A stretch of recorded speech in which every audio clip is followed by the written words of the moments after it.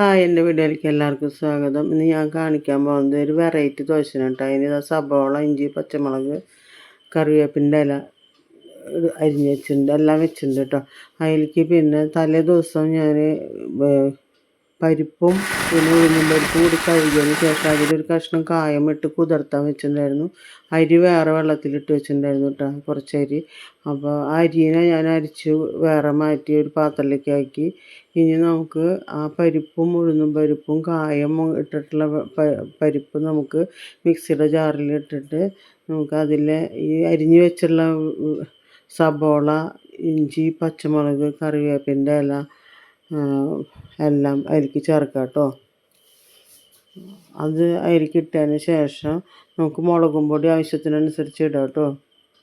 ഉപ്പും പാകത്തിന് ഇടാം. എല്ലാം ദോശ ഉണ്ടാക്കാനാണല്ലോ, അപ്പോൾ എല്ലാം നമുക്ക് അതിൽ ഇട്ട് അരച്ച് അധികം അറിയാൻ പാടില്ല കേട്ടോ. പരിപ്പൊന്നും അധികം അറിയാൻ പാടില്ല, പരിപ്പ് ഉഴുന്നൊന്നും അധികം അറിയാൻ പാടില്ല കേട്ടോ. അതിനെ അരച്ചത് അതിലേക്ക് ഒഴിച്ചു കേട്ടോ. വെണ്ണം മധുരമൊന്നും ആവാൻ പാടില്ല. പരിപ്പ് വടയ്ക്ക് നമ്മൾ അരയ്ക്കണം, മധുരയ്ക്ക് പാടുള്ളൂ കേട്ടോ. അപ്പോൾ എന്നിട്ട് ആ അരിയിൽ ചേർത്ത് ഇളക്കി നന്നായി ഇളക്കിയതിന് ശേഷം കുറച്ച് മുളക് പൊടി കുറവ് തോന്നിയിട്ടാണ്. അപ്പോൾ മുളകും പൊടി അതിലിട്ടു.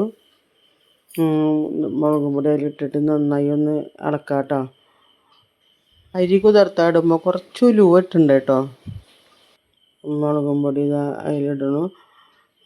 അതിലേക്ക് പിന്നെ ഉപ്പും പാകത്തിനാക്കി നമ്മൾ അതിനെ നന്നായി ഇളക്കി മിക്സ് ചെയ്തതിന് ശേഷം നമ്മളത് ദോശ ഉണ്ടാക്കണം കേട്ടോ. ദോശയ്ക്ക് എങ്ങനെ വെച്ചാൽ എണ്ണ നന്നായി ഒഴിച്ച് മൊരിയണം, അല്ലെങ്കിൽ ഇത് വേവില്ല. അപ്പോൾ ഇത് ഇങ്ങനെ കട്ടയിലാണ് നമ്മൾ ഉണ്ടാക്കാൻ പോണത്.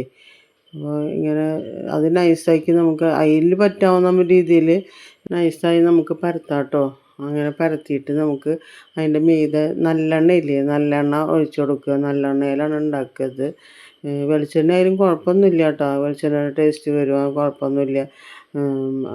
അപ്പോൾ ഞാൻ നല്ലെണ്ണയിലാണ് ഉണ്ടാക്കാൻ പോണത്. അതിൻ്റെ മീതെ ഇങ്ങനെ ഒഴിച്ച് കൊടുക്കുക. അത് ആ എണ്ണയിൽ കിടന്ന് വേവണം കേട്ടോ. അതേമാതിരി ഒഴിക്കണം. നമ്മളൊന്ന് പുരട്ടിയെടുത്തിട്ടുണ്ട് വെച്ചെങ്കിൽ അതിങ്ങനെ മൊരിയില്ലേ, അത്രയും മൊരിയണോ നമുക്ക്. അതുപോലെ നമ്മൾ അതിൽ എണ്ണ ഒഴിച്ചിട്ട് നമ്മൾ മൊരിയിക്കണം കേട്ടോ. എന്നാലേ നമ്മുടെ ഈ ദോശയ്ക്ക് ടേസ്റ്റുള്ളൂ. നമ്മളെങ്ങനെ പരിപ്പ് വട കഴിക്കുക അതേ ടേസ്റ്റ് നമുക്ക് ഈ ദോശയ്ക്ക് കിട്ടും കേട്ടോ. അത് 4 മണി പലഹാരമായാലും നമുക്ക് ഒന്ന് കുറച്ച് ഒരു 8 മണിക്കൂർ അല്ലെങ്കിൽ 6 മണിക്കൂറെങ്കിലും കുതിർത്തിയാൽ നമുക്കിത് പിന്നെ ഉണ്ടാക്കാൻ പറ്റുന്നതാണ് കേട്ടോ. അപ്പോൾ നിങ്ങൾ അതിനനുസരിച്ച് പാകത്തിന് നമുക്ക് 4 മണിക്ക് പലഹാരം ഉണ്ടാക്കണമെങ്കിൽ അങ്ങനെ ഉണ്ടാക്കാം. ഈ കാലത്ത് ഉണ്ടാക്കാൻ നിങ്ങൾക്ക് എളുപ്പം വെച്ചെങ്കിൽ അങ്ങനെ ഉണ്ടാക്കാം. ഞാനിപ്പോൾ കാലത്താണ് ഉണ്ടാക്കിയാണ് കേട്ടോ. നല്ല നമുക്കിതിന് കറികളൊന്നും ആവശ്യമില്ല. എന്ന് വെച്ചാൽ നല്ല എരിവുണ്ട്, പച്ചമുളകും പിന്നെ ചുവന്ന മുളക് പൊടിയും ഒക്കെ ചേർക്കണം. കാരണം നല്ല ദോശയായിരുന്നു, നല്ല ടേസ്റ്റ് ഉണ്ടായിരുന്നു. നിങ്ങളതുപോലെ ഒരു പ്രാവശ്യമെങ്കിലും ഒന്ന് ഉണ്ടാക്കി നോക്കുക കേട്ടോ. നിങ്ങൾക്കിപ്പോൾ ഇത് വേണമെങ്കിൽ ഉണ്ടാക്കുന്നുണ്ടാവും, എന്നാലും ഞാൻ ഉണ്ടാക്കുമ്പോൾ ഒന്ന് നിങ്ങൾക്ക് കാണിച്ചു തരികയെന്ന് മാത്രമേ ഉള്ളൂ കേട്ടോ. നിങ്ങൾക്കിത് ഇഷ്ടപ്പെടാണ്ടിരിക്കില്ല. ഇഷ്ടപ്പെട്ടിട്ടുണ്ട് നിങ്ങൾ ലൈക്ക് ചെയ്യുക, ഷെയർ ചെയ്യുക, സബ്സ്ക്രൈബ് ചെയ്യുക, ബെല്ലൈക്കൻ അമർത്തുക കേട്ടോ. പിന്നെ എൻ്റെ വീഡിയോ മുഴുവനായിട്ടൊന്ന് കാണുക. പിന്നെ അത് നിങ്ങൾ ഉണ്ടാക്കി നോക്കും ചെയ്യുക കേട്ടോ. എന്തായാലും ഇത് നിങ്ങൾക്ക് ഇഷ്ടപ്പെടാണ്ടിരിക്കില്ല. കുട്ടികൾക്കും വയസ്സായവർക്കും ഒക്കെ നല്ല ഇഷ്ടമാവും. എന്ന് വെച്ച് കഴിഞ്ഞാൽ എരിവുണ്ട്, എല്ലാം അതിൽ ചേർന്നിട്ടുണ്ടല്ലോ. അപ്പോൾ എല്ലാവർക്കും ഇത് ഇഷ്ടപ്പെടും കേട്ടോ.